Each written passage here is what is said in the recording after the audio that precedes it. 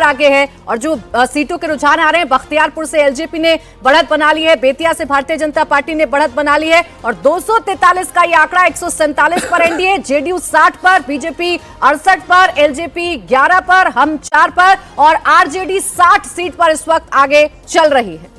ये पूरे सारी सीटें आप देखें एनडीए की कितना इवनली डिस्ट्रीब्यूटेड है, किस तरह से लग रहा है कि मतलब एक सारी पार्टियां जो हैं, जितनी पार्टी हैं, अब 4 सीटें हम भी आगे चल रही है, आरएलएम भी 4 सीट पर आगे चल रही है, लोक जनशक्ति पार्टी भी 11 सीटों पर आगे चल रही है। पहले पूरा अलायंस, पूरी अलायंस ही आगे जा रहा है। ये नहीं अलायंस को बनाए रखने और चलाने में अमित शाह के रोल की भी तारीफ होनी चाहिए, बहुत ज्यादा। उन्होंने वहां बैठ के सब पार्टियों को समझाया, इकट्ठा रखा, बगावत नहीं होने दी, किसको कितनी, और बीजेपी के लोगों को समझाया कि कम सीटों से संतोष कर लो।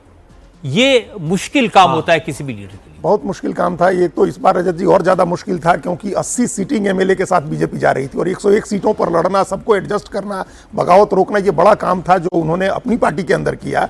और दूसरे गठबंधन की सहयोगियों के साथ चिराग पासवान को मनाना कितना मुश्किल काम था, वो दिख रहा था कैसे लगातार उनको ट्रैक किया जा रहा था, एक एक बड़े नेता उनको साथ लेकर। अब जैसे हम चर्चा कर रहे हैं, देखिए ये बड़ी स्क्रीन इस वक्त अपने दर्शकों को दिखा देते हैं। अब इसमें जो रंग आपको नजर आएगा वो भगवा रंग ज्यादा नजर आ रहा है क्योंकि सभी 243 सीटों का जो रुझान है वो सामने आ गया है। इधर वाल्मीकि नगर से शुरू करें तो यहाँ जेडीयू, रामनगर में बीजेपी, नरकटियागंज में बीजेपी, बगहा में बीजेपी, लौरिया में वीआईपी, सिकटा में जेडीयू, नरकटिया में जेडीयू, सुगौली में एलजेपीआर, रक्सौल में बीजेपी, बेतिया में बीजेपी, केसरिया में वीआईपी। तो जो भगवा रंग है वो हमें ज्यादा नजर आ रहा है। और कोई ऐसी सीट देवेंद्र जो आपको सरप्राइज कर रही हो, ये रंग आपको? नहीं, इसमें अगर इस सारे लिस्ट को अगर देखें तो बहुत सरप्राइज वाला कोई वैसा कंस्टिट्यूंसी अभी तक नजर नहीं आ रहा है जिसमें ये लगे कि यहाँ पे ये रंग ये होना चाहिए था, ये आगे इसके बदलने की संभावना ज़्यादा है।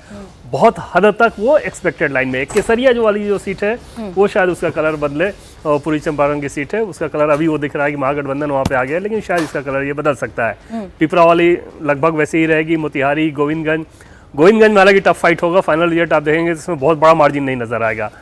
हरसिद्धि, नरकटिया, सुगौली, रक्सौल ये सब सीटें ठीक दिख रही है। बेतिया, चनपटिया वगैरह वैसी सीटें थी जो कि टफ थी, फिर भी उनके पक्ष में दिख रहा है क्योंकि माहौल वैसा दिख रहा है। प्राणपुर के कलर बदलता हुआ नजर आएगा आपको। कटिहार में कदवा, बलरामपुर लगभग सेम कलर रहेगा। कदवा में कांग्रेस, बलरामपुर में सीपीआईएमएल। बरारी का कलर भी यहाँ पे बदलता हुआ नजर आ सकता है। इसके बाद बनमनखी, रुपौली की बात करें तो वो सेम कलर। धमदाहा का कलर बदलता हुआ नजर आ सकता है।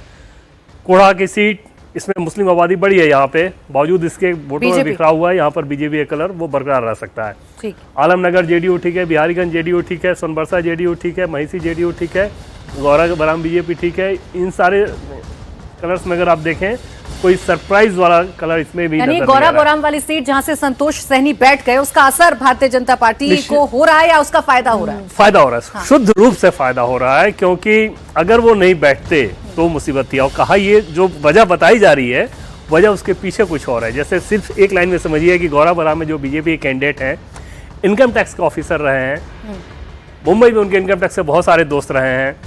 साहनी जी मुंबई में वेल कनेक्टेड हैं, संभवतः है कि मित्रता में उन्होंने